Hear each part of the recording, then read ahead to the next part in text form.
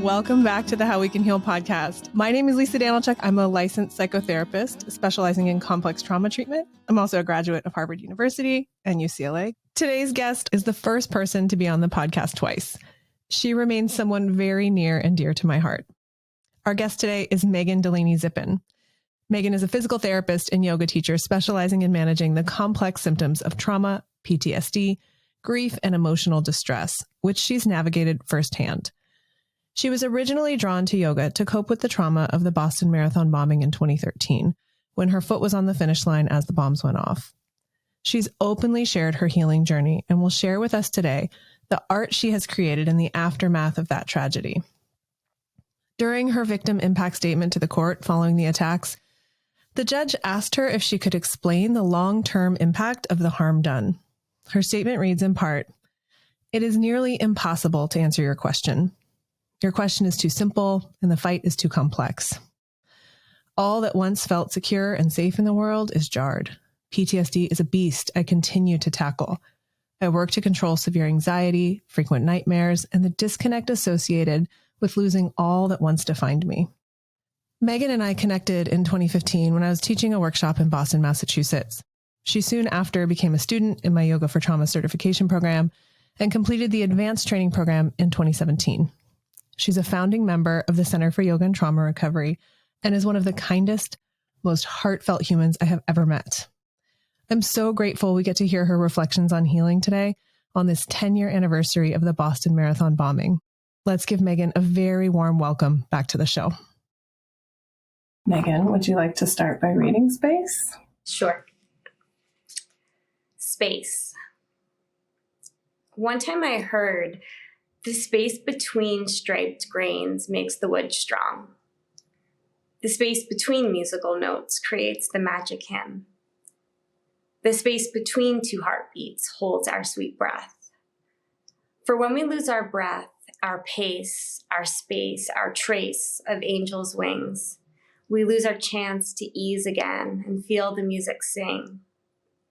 The space is what invites our breath to land sweetly on our soul. The space is where our bodies rest as tears run down our nose. The space is where we feel that catch and halt our swallowed pride. The space bears witness silently to grief hidden deep inside. If it is the space that makes the wood so strong and makes the music sing, then please give me the space to breathe again and grow my phoenix wings." It's so beautiful. Thank you. And just knowing you the way that I do, I feel like it captures so much Thank you. of your journey of human life and processing hard things and growing from them.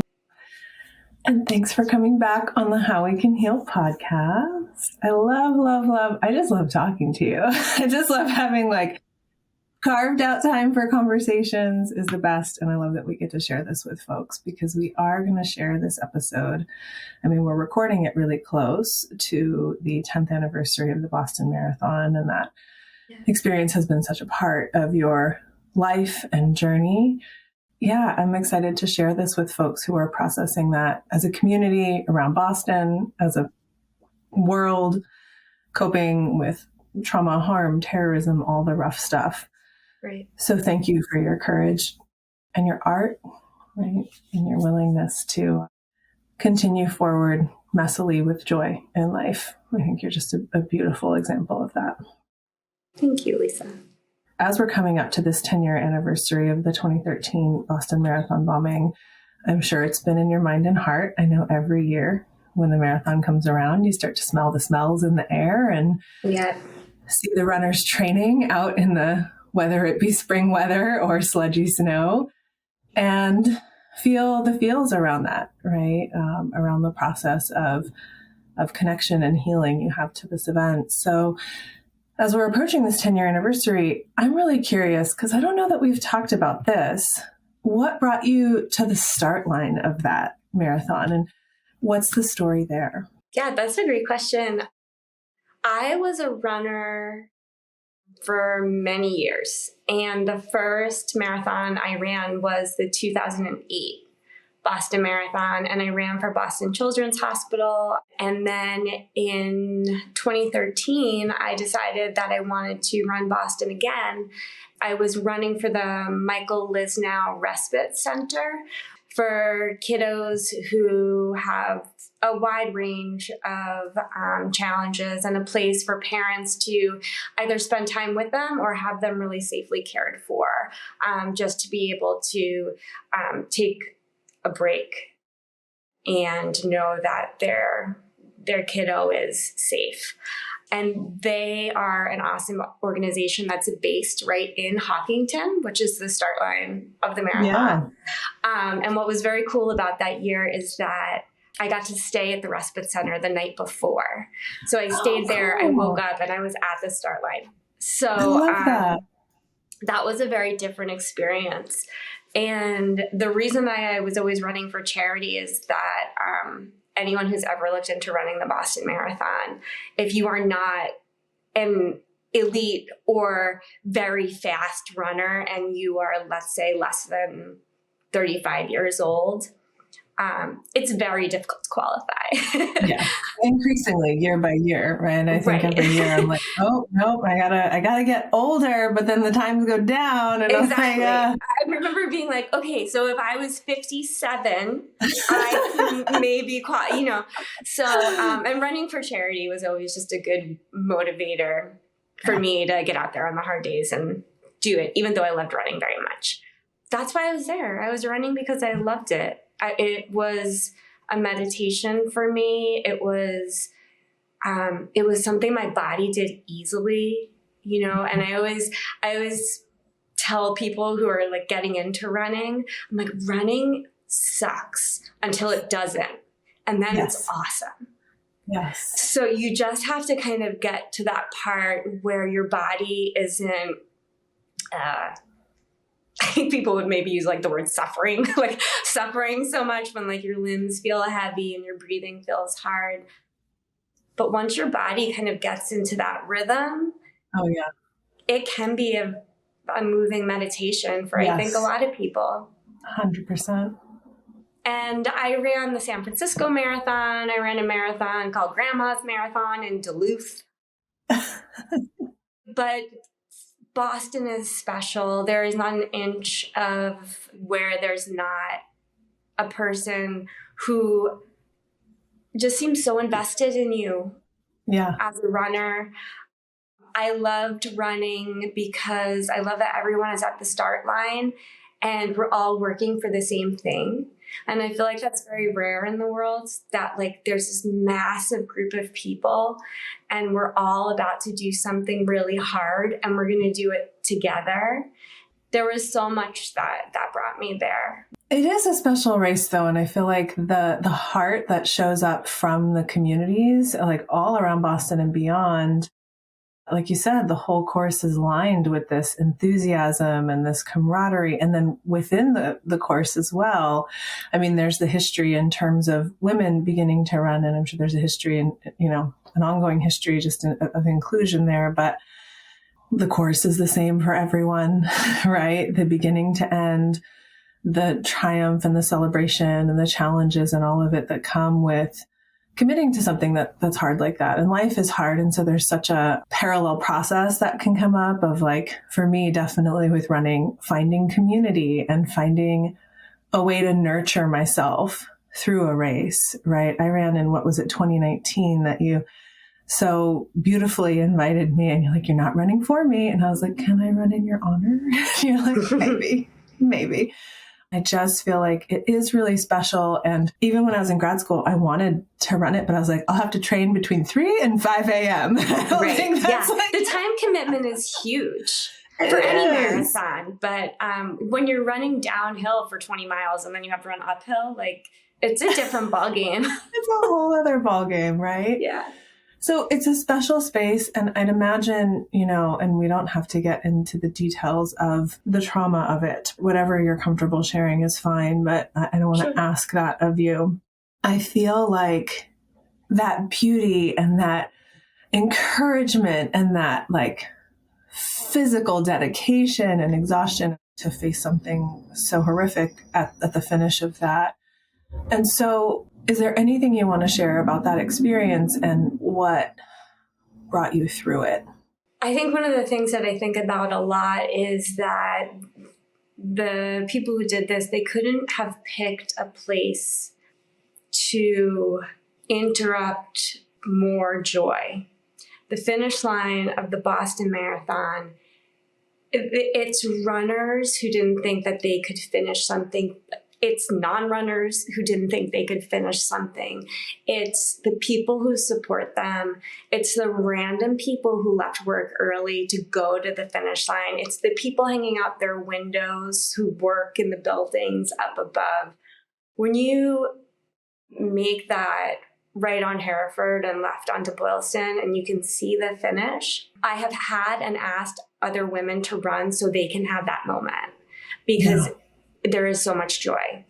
And so to rupture and steal that joy, the ripple effect is just so big. It's the people who were there. It's the people who were watching. It's the people who were a little further away. It's the people who they ran towards. It's the people watching on TV. It's the people who knew their families were there. It's the doctors. It's the nurses. It's the, if you actually do the ripples, like it's broad and wide. And it isn't until many, many years later that I can reflect back and realize that even the helpers were so traumatized. The whole city was just in a state of disbelief with nowhere to turn because there was so much need. I guess there's also another part of it that is important to talk about, and we don't.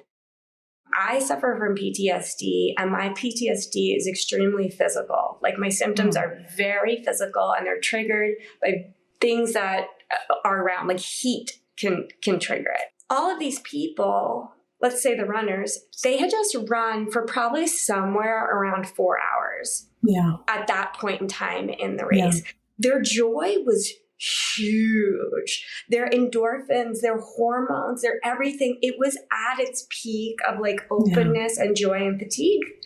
And then hard stop to your nervous system into fight or flight. What that does from like an integration system, like an integrative process and like an understanding of what just happened, it's like a break in the system, like an actual breakdown of how your body operates. I haven't been in a place to say like what got me through until very recently, because I feel like now and still like I'm just like in a different place. Yeah, it's an ongoing journey. And I think a lot of times when we talk about PTSD, whether folks are having emotional or mental or somatic or very physical impacts, we want the 6 sessions of EMDR to resolve it. Right. We want to be like, I know what happened, but it doesn't impact me that much anymore. We want that. And I mean, I can say this with my experience of traumatic grief too, where like we think, oh, give it a year, or, oh, give it like, I think I'm giving it this big, generous amount of time. And I'm like, try a decade or 2, right? Right. And so I feel like that can be really hard because especially I think folks who might be ambitious or driven, signing up for a marathon is even a big ask. Yeah. So sometimes we can approach our healing in a similar way of like, well, if I just train and I just follow the protocol, like it'll work out. Healing can be so messy and we know nonlinear and all over the place and iterative. And I appreciate you saying that. And also the element of like, a decade does give you some distance to go, what has been helpful here, right? Let me actually reflect and to get to a space where even physiologically it feels possible to like sit and reflect and make meaning is huge. So, and I know yoga was a big part for you and, teaching yoga and sharing yoga in a unique and beautiful way. I remember, I feel like I was still in Boston when that happened, but I was back here in California. And I remember Patricia Walden, who's an Iyengar yoga teacher who I was with in Cambridge the whole time I was there, her putting out like a sequence for healing. I lived in Watertown, not that far from where they found the last bomber. So speaking of those ripples, and I remember our running group running 26.2 that week as a tribute, right? All of us logged that. And so I think it's easy to say it's a global ripple effect. And folks who are in the yoga world who are like not runners, actively not into it, right? Are offering these insights, contributions, some sort of hopefully relief. Well, I also just want to say to all the people out there who will fall in my boat of EMDR, I always joke that I was an EMDR failure. Like I did EMDR for like at least a year, and talking about the physicality of like what panic can be like for anybody in any situation. Every time within the practice of EMDR, it would get to the point where that would be challenging. And, you know, there's a whole protocol, but as far as like staying with it and staying with the discomfort, my body would be like, hard no. Nope. I am not doing it. And I would want to leave. I would like, nope, we're not doing this anymore, because my body literally, I couldn't overcome like what was happening. So to anybody else who's trying EMDR and reading a lot about how it's like the be all fix all, I think it's amazing for the people it works, but there's also people it doesn't work for, and you're not alone and you could still be okay. Thank you for that. I think that's super important. I had no yoga background before this and was a runner. So I was like, you know, like I couldn't like reach my toes or like probably my shins. But I was looking for something where I could use a lot of anxious energy. My only goal would be, I'm just going to go and try and listen to what they say. Yeah. I just want to try and pay attention, because even attending to anyone or anything was really hard for me.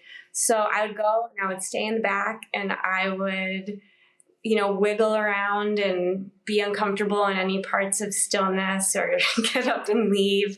But when we got into a flow of a practice and I started to learn and get a little bit stronger in different ways, I was able to begin to taste like a whisper of that calming, meditative nature that running offered me, except it wasn't eliciting panic because I was just doing it was such a different practice. Yeah. One thing I want to highlight is I think sometimes people think, oh, I can't do yoga. I'm not flexible, right? I've heard that so many times as a yoga teacher myself. And I love that you're going in with the purpose of the intention to just listen, just to practice paying attention, even just to what the teacher's saying, let alone at some point your own body. And then it makes me remember, you know, a big transition in my body and life was losing my older brother when I was 22. And I remember going to class probably the week before, and like full forward fold, Paschimottanasana, like belly on thighs, chest on shins, head on feet, you know.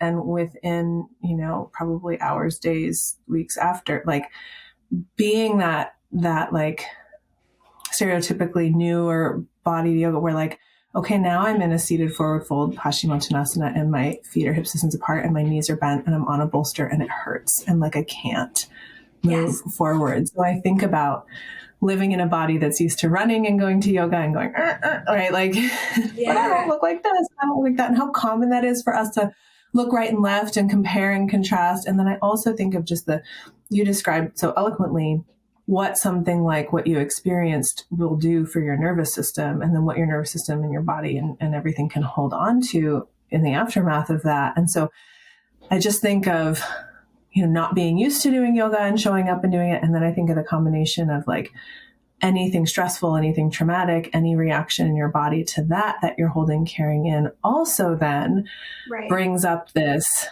you know, you're getting in touch with potentially that same feeling you mentioned with EMDR little bit by little bit, right? But in yoga, it's much easier to titrate that and go, oh, this is too much for today. I'm just going to breathe and back off. Because usually the instructor's offering some kind of instruction around that, right? Like, don't push too hard, not about pain, like something's too much, make sure you can breathe, all that kind of stuff. And then I also want to say that to the EMDR point, I offer EMDR. I'm a big fan. It's been super helpful for me with certain aspects of healing and my own work. It often, and folks who are trained in EMDR have heard this, it's trying to get to the root, right? And the earliest and the strongest and let's find that and uproot all of these symptoms that you're experiencing right from where they're from, which in principle is helpful. It makes a lot of sense. And we don't always do that, right? We sort of dally around the branches a lot. Right. I was like, I only want to go to therapy and talk about the weather. That is all I am interested in. Which I think is so okay and legit, right? I was just talking to someone last week and I was like, what about just counseling? Like, you don't need to go do trauma therapy and talk about this really hard thing or the most significant changes that are happening in your life. What if you just go and say what's on your mind and have this space for someone to really listen to you and wherever you are and whatever you want to talk about. There is a big push. EMDR is this power tool and it's gotten all this research and support. And I've heard professors say, this is what you should do. You should tell your story. You should go to EMDR. And I just think those messages can do such a disservice. How can I be so broken that what everyone is saying should fix me is not working? Exactly. That was my life. And I would go back every week. And every week I would think I must just be so broken. And that's the impact of those kind of messages. It does a service to the people who have the least trauma. Like the people who are like, oh, I was in a car accident and then I went and did 10 sessions of EMDR and it felt a lot better and everything else in life didn't really change, right? It's like, what about folks who have experienced things like what you experienced, right? Can we make sure that in our education about trauma, we're protecting, invested in their experience and speaking to that first, because the other folks will get their healing and right? Like they'll go to EMDR and be like, oh, I feel a little better this week and I feel a little better that week. And I think folks with complex trauma, developmental trauma, dissociative challenges, it doesn't map that way. And, I have been very involved in academia and research settings. And we know that we're like, oh, well, that's not clean. So those people don't join the study. So I really appreciate you sharing that and speaking directly to people who are feeling that way, because it's common. It's common to feel like, wait, I'm doing this thing that's best practice. And then everyone says it's going to help and it's not working. And then we internalize, right? We go, it must be me. It's like, no, it's the gnarly things that you've been through. So yoga helped. And now you're in this place where you have your book, First Light, which I'd love for you to show for folks who are watching on video. I just love the cover. It's got these stars swirling and the purple, and it's like the night and the brightness. And I love just seeing it in print as well.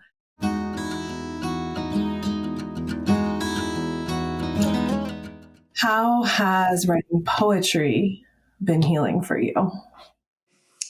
Writing poetry did not start out as writing poetry. Part of my initial anxieties after the marathon was that I always wanted to have my phone.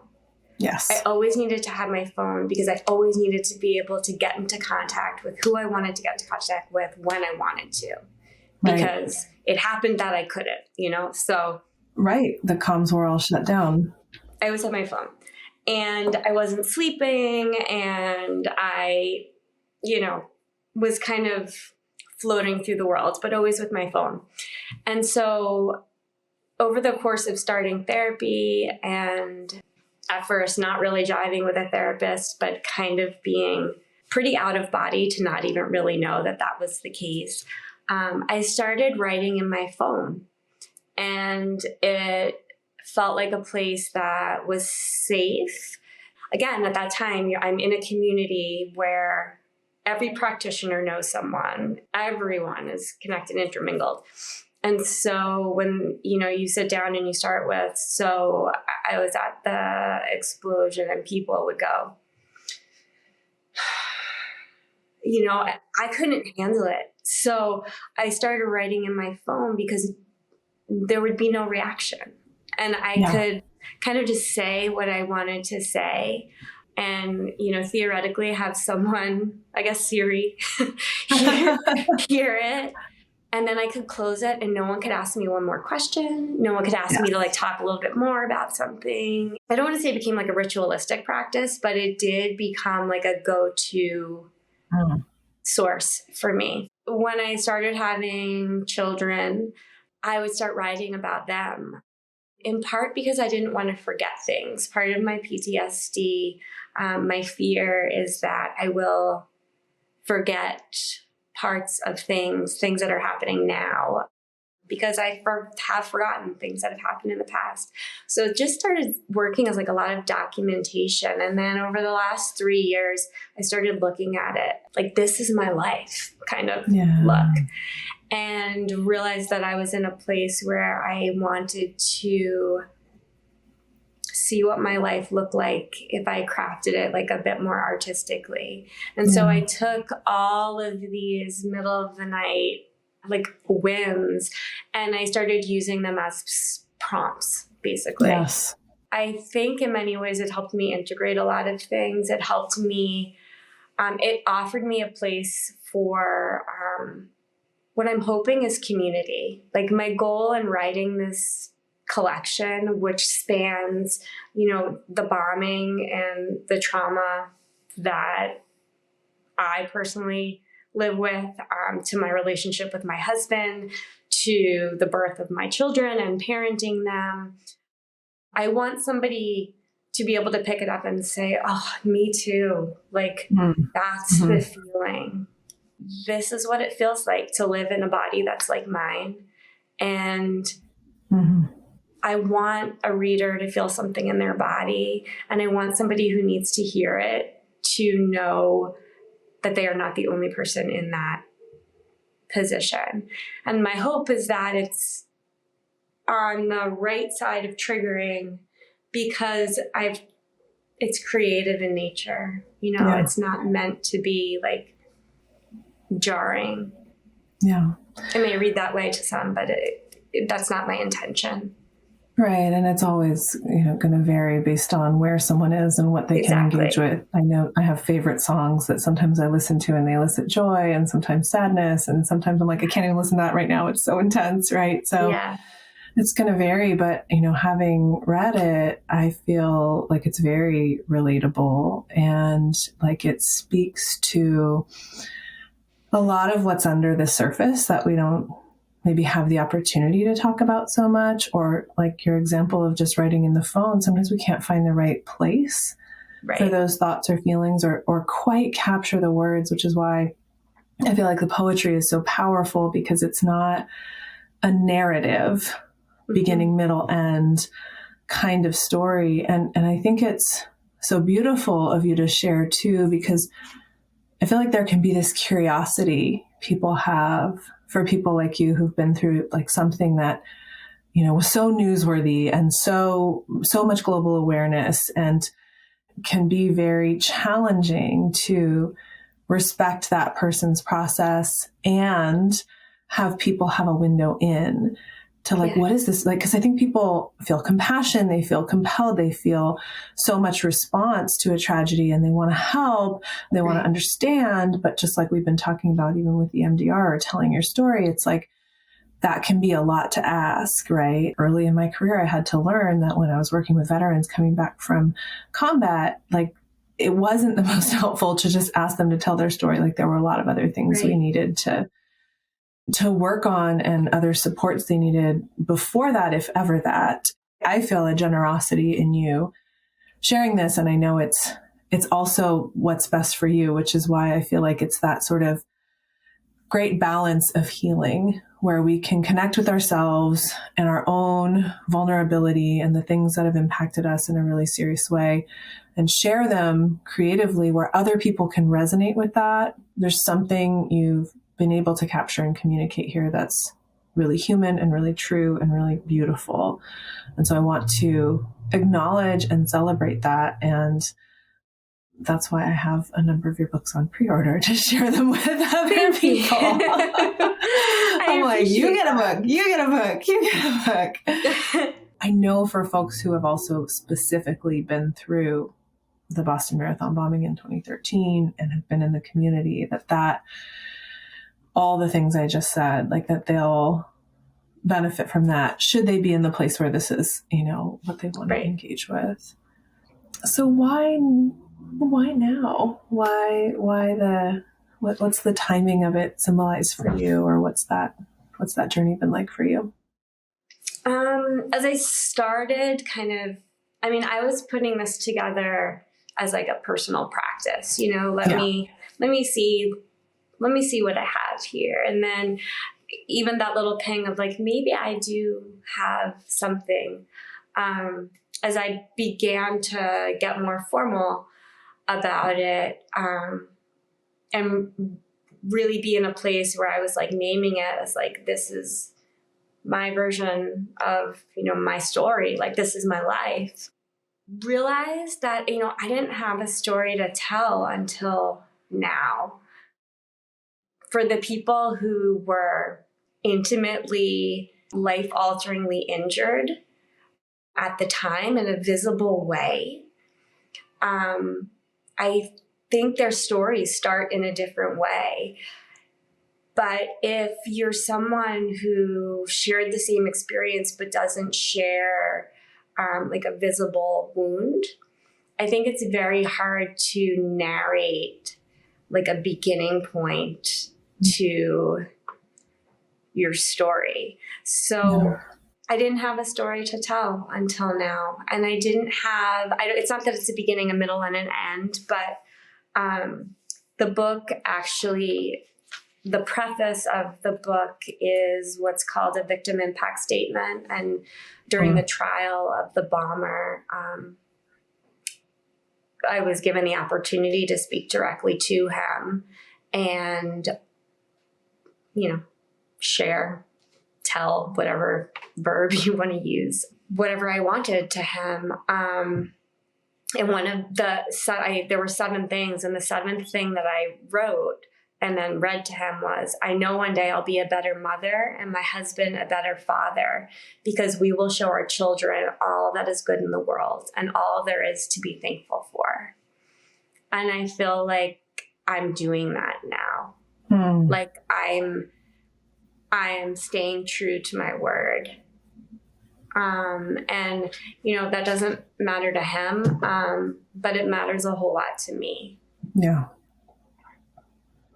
And that you're taking something really horrific in that moment of stolen joy and reclaiming your joy and passing that on to your kids and living your life. I know another line from that impact statement is, I'll go to yoga, I'll eat pizza. Like I'm going to do these things that bring me joy in my life, even with this really having to metabolize and try to integrate this really horrific experience. Like you're living, right? And you're alive and you're passing that on. And that's really beautiful. I think a lot about when we were in the Redwood Forest in 2017. Yeah. In Santa Cruz, California, in Felton, I believe was the name of the area. Yeah, I think so. I don't know if you were with me when the guy with the big red beard was, do you remember him? He took us up, and I know you stayed down, I think with Milo, right? Milo? Yeah, it was with Milo. Sometimes I get a time hop. Yeah, I'm like, was that person? Was that? Oh my goodness, there we were. You were there at the bottom of the trees with Milo, and the rest of us were swinging around the trees, and we had this were you ziplining? Yeah, we were ziplining, yeah. And he was just like a very, redwood tree kind of guy. Yeah, like even had the red hair. So I don't know if you were there at that point, but he pointed to a tree and it had been struck by lightning, and then that tree stopped growing in the same trajectory. It had this like branch trunk moved to the side, the trunk itself essentially, and then moved up, and said, "Oh, we call that a reiteration." And I was like, my brain just was like, oh my God, that's my life. That's so many people's lives, right? Where something unexpected happens and you're like, I'll never know where that original trunk was going. And I can't even like involve myself too much in what that would have or could have looked like, or who that trunk is, right? But but I'm alive. And I just sort of turned left and kept going towards the light, which is, again, I love the title of your book, First Light. So it's like this bend, and then it's still you and you're growing, but you're impacted and it's also different. Mm-hmm. And so I'm wondering for you now, you mentioned the gratitude that and the joy and that you're passing on through your family. What does your reiteration look like? How is your tree different because of this experience? It's a really good question. And one of my poems is actually like about tree bark, like for that reason. Maybe we should read that one. We can read that one for sure. And it's also funny for me just for trees. One of the first, like, you know, one of the things that trauma takes from you sometimes is like the ability to make decisions. And, you know, like the practice for me started with something as small as, you know, the therapist I was seeing would say, okay, go to the supermarket, just pick a vegetable, any vegetable, like just choose one. Because I was like, there's too many vegetables. Like I cannot do this. Do I want eggplant? Do I want celery? Do I want carrots? Yeah, like what do I want? Why? No. But one of the first like decisions that I made was I had no tattoos, and I got a really big tattoo on my side, and it's of a willow tree. And I remember telling the artist, it's really important to me that it's on a weeping willow. It's not a sad tree. It's just a willow. And he, you know, he was very sensitive to what I was explaining. And I said, because willows bend and they don't break. Yes. And I wanted that there. Because I love it so much and have since gotten many other tattoos. But that was like one of my first big decisions. And so the tree analogy means a lot to me. I think of it as you're describing, like the tree was like growing this way, right? And then there was a hard stop. My life at that point does feel like a hard stop. I don't. And I'm sure everyone feels differently. I don't have a super strong like personhood connection to that original trunk. Yeah. Wow. And to the diversion, I have like a wonky connection. It's like it's me, but there were so many iterations of me in that. Like if I were that trunk, it would be like moving around in knots. I feel like just about maybe like I'm starting to write. Yeah. And who that person is absolutely different than who I started out as. And, you know, my husband and I, for people that have been in situations like this, like he married this. And now I'm this. And, you know, now and we all kind of like swerve, right? But like he had that hard stop too. And like being, you know, person one to someone who's having a real hard time, like you get reiterated too. And like, what do you do if this starts happening instead of this? So it's a dance for both of you, right? Yeah. So I don't know who I'm going to ultimately land as, but I do feel like despite some swirls, I am going up. And the title First Light, one of the poems talks about how my body is so confused and like how despite all of the signs of like the sun rising or the sun setting and like, how can I not delineate if it's the first light or the last light? Like, why can't I tell? So my tree is heading towards something. First light, last light. And as you head up, what healing do you feel like is still present for you in your daily life? I feel like there's so much work to do, and that I get, the word is not tricked. My 5-year-old would say I get tricked. You tricked me. Like sometimes I feel like to my body, like you tricked me. Like I thought that this wasn't so hard anymore. I thought that like panic didn't live in me that way anymore. I thought that marathon jackets didn't bother me anymore. You know, anything from like the super benign like that to all of a sudden in my kitchen, just like getting really, really cold, really, really cold, and not being able to still in this day decipher, like, am I getting sick? Am I cold? Or is my body about to do something? Like, how I still can't tell the difference. I think that's going to be a lifelong thing for me. I feel like I do have the stories that I'd like to tell next are, I've been thinking of them as mile markers, but I'd like to write a story of the women who have supported me over these last 10 years, because I think many of them would identify themselves as like ordinary, but to me, they've been extraordinary, and they've like literally patched me back to being a human. And I'd like to tell that story next. And I think what you're telling, like the stories that you're telling too, the word healing just comes up for me so much in terms of personal healing, collective healing, like community too. And there's so much connection around that. And, you know, sometimes the initial tree and the tree it becomes, like there's just a different awareness there, maybe of, you know, there can be a safety bubble that's broken.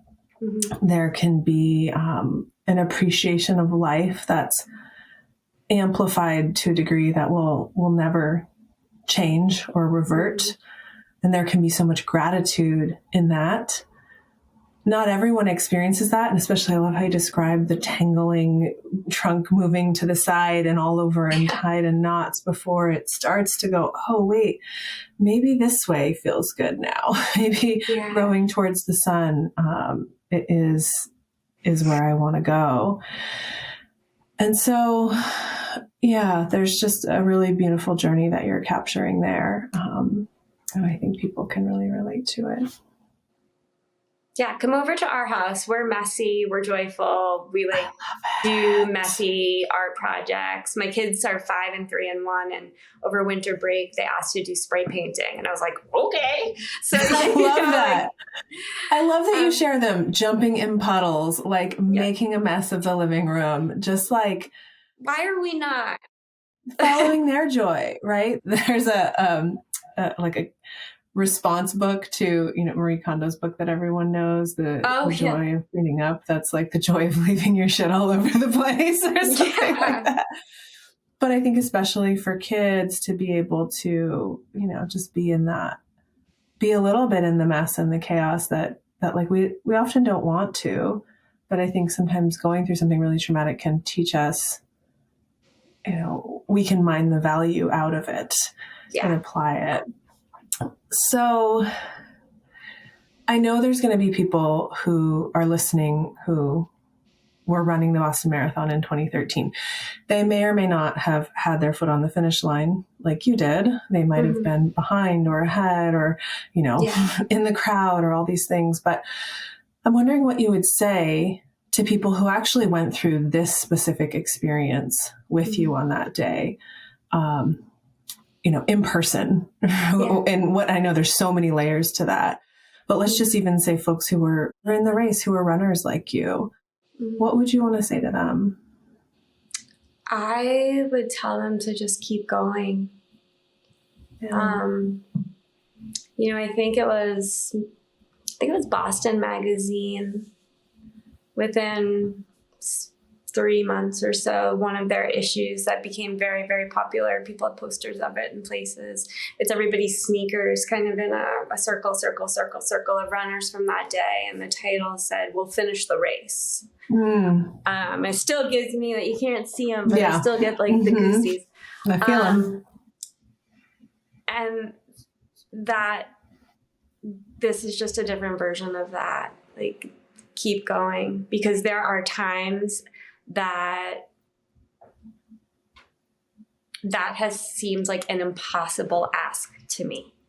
Yeah. If someone were to say that to me, it has seemed like, how dare you? Like, you just don't know.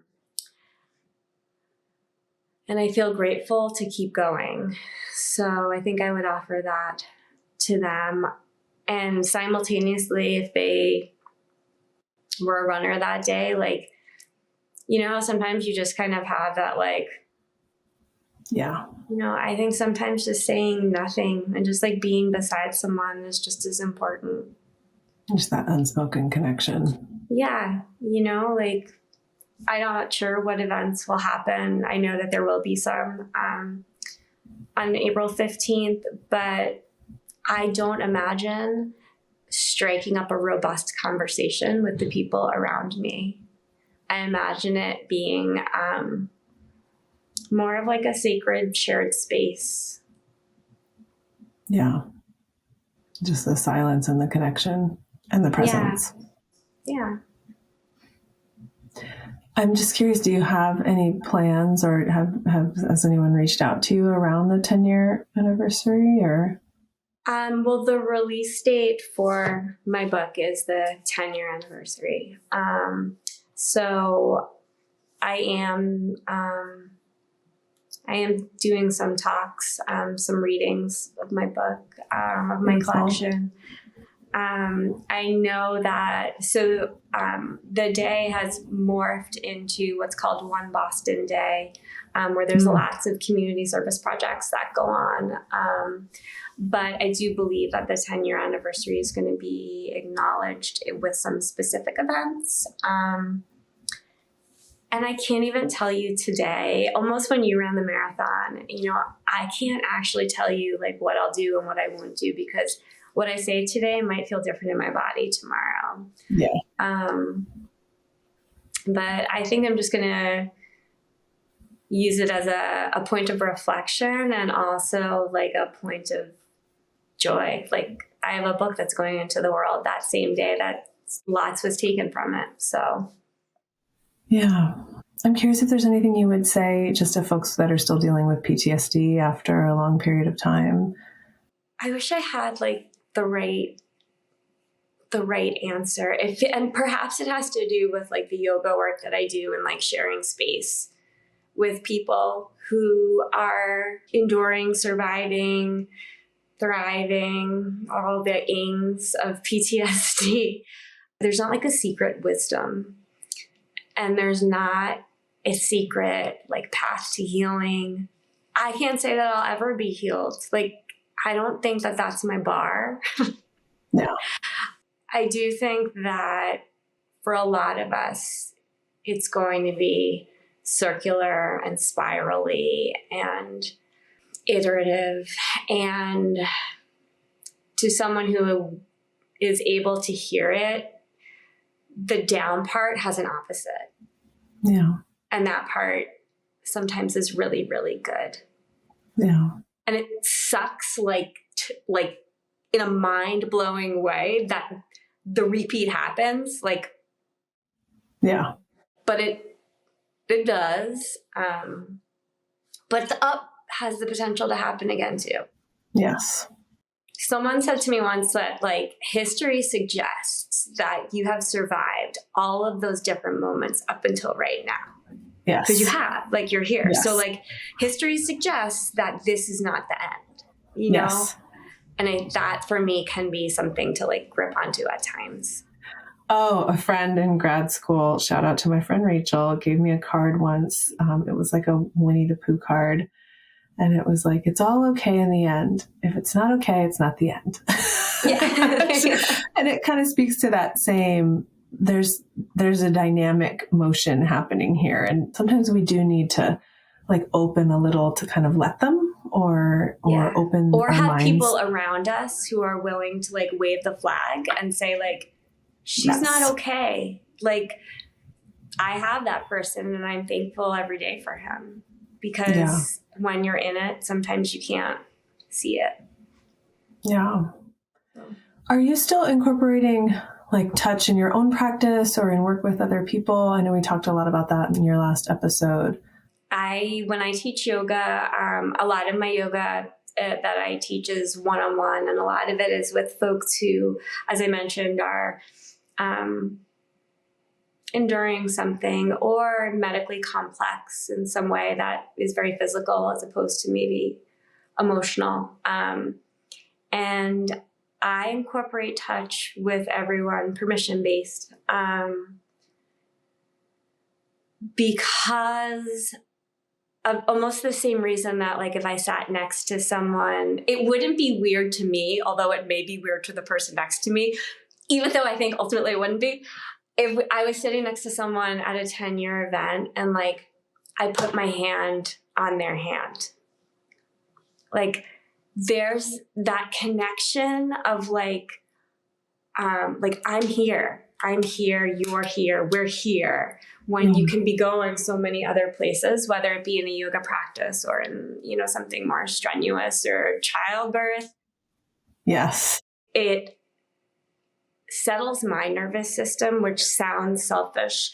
And in many ways, I suppose is, but it allows me to also, like, offer myself of highest service as far as, like, reflecting what a client needs.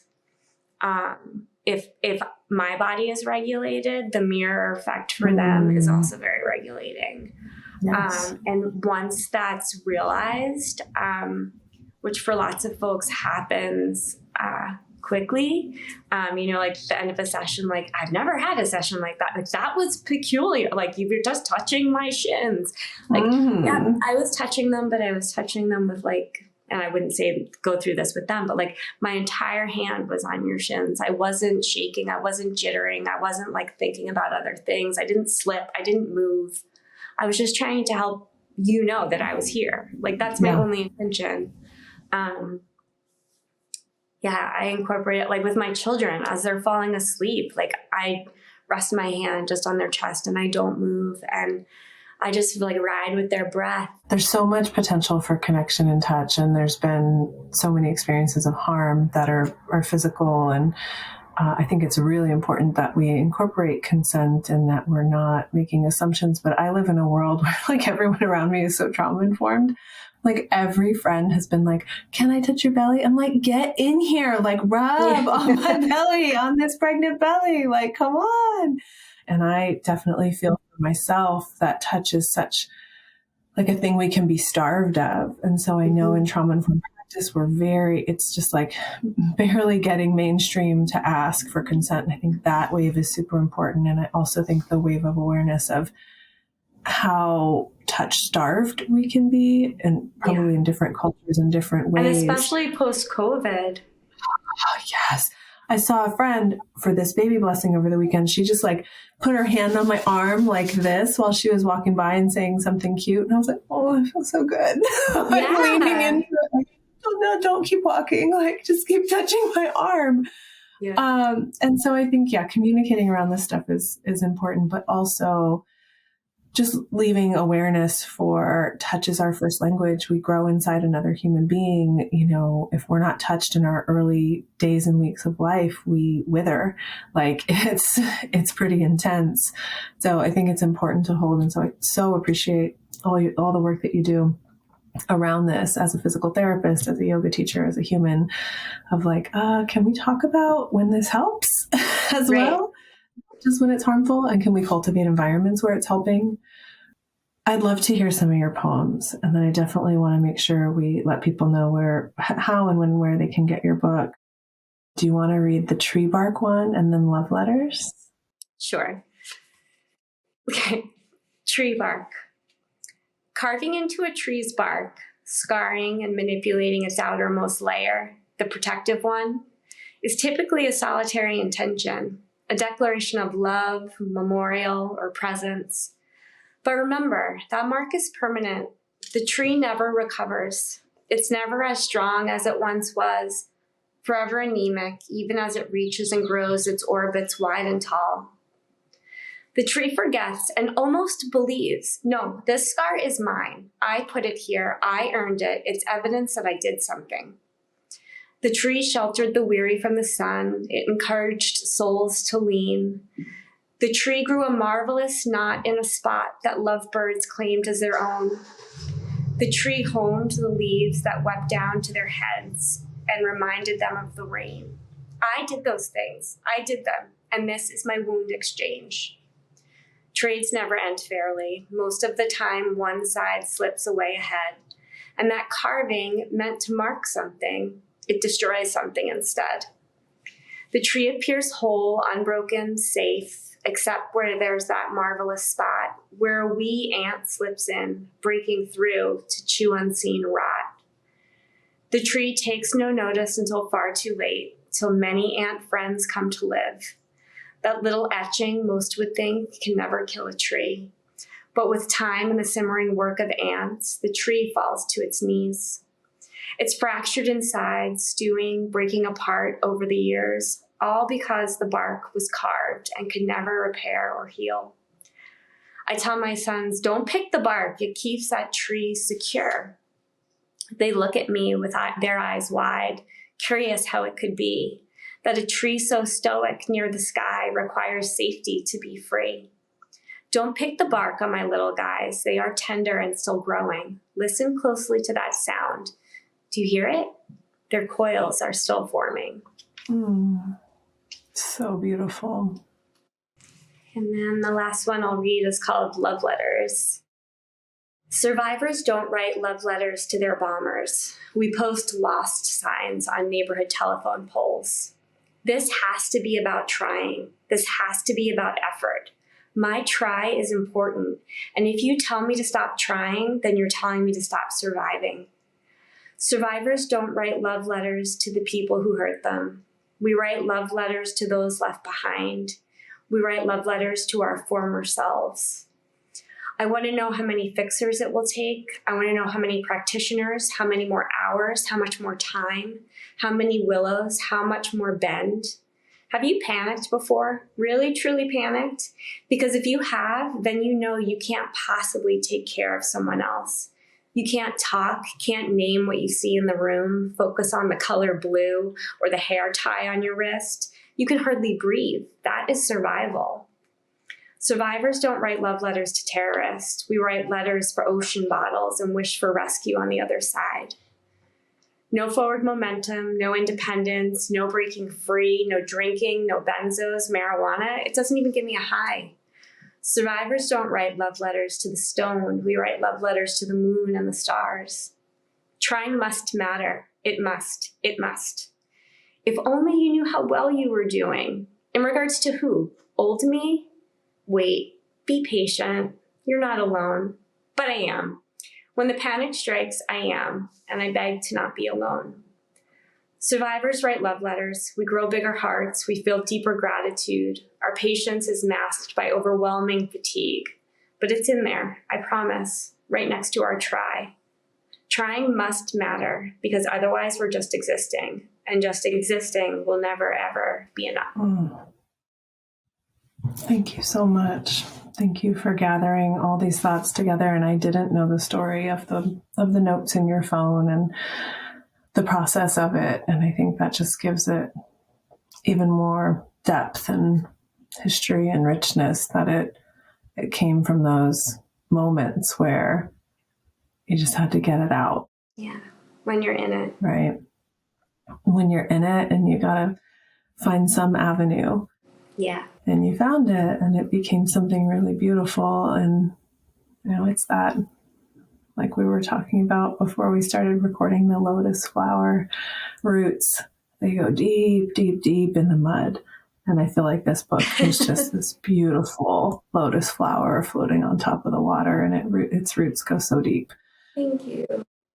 So how can people get your book, First Light? So First Light is on pre-order right now on Amazon and on barnesandnoble.com. If you pre-order it, then it'll ship on April 15th. Yeah. And you can also, you can go to my website, which is meghanzipin.com, and it'll link you there as well. Okay, so that's a good place for people to connect with you, meghanzipin.com. Yeah, you can connect with me there. You can connect with me on Instagram. Yes, and see beautiful pictures of your boys playing in mud puddles. Yes, so you can watch the time lapse of them spray painting. Yes. And I don't know that everyone knows this, but pre-orders are super important for books in terms of like how much continuing exposure they get after the launch. So if you're on the fence and you're like, oh, I'll get it later or I'll wait till marathon day, I respect your personal decisions. And I just want you to know that pre-orders matter. And then I also want to say, because I had such a hard time saying this for myself, that reviews really matter for the same reason. So if you love it and it moves you, and you have something you want to say to Meghan, by all means, reach out to her, but also let other people know what you're thinking and feeling in response. And, reviews on wherever you've purchased it will help and mean something. And they mean something to the author too, right? I think I can say that on your behalf, Meghan. I know they're meaningful to me, and hearing from readers is always really special, because just like you talked about, it's about community and healing and connection so much more than it's about anything else. So yeah. Thank you again. Thank you for all of that. And thank you for asking me to come back and always being such a support to me as a human. Like, forget all of this, but a support as a human. I'm super excited for you and your family. Yes. And I'm super excited for you and your book, baby. Thank you. Baby number 4. Yeah. And I'd imagine there'll be cause for us to have you back again. I will always be here. All right, everyone, let's thank Meghan Zipin for her contributions here and for your time. Thank you so much. Thanks, Lisa. Thanks so much for listening. My hope is that you walk away from these episodes feeling supported and like you have a place to come to find the hope and inspiration you need to take your next small step forward. For more information and resources, please visit my website, howwecanheal.com. There, you'll find tons of helpful resources and the full transcript of each show. You can also click the podcast menu to submit requests for upcoming topics and guests. I look forward to hearing your ideas.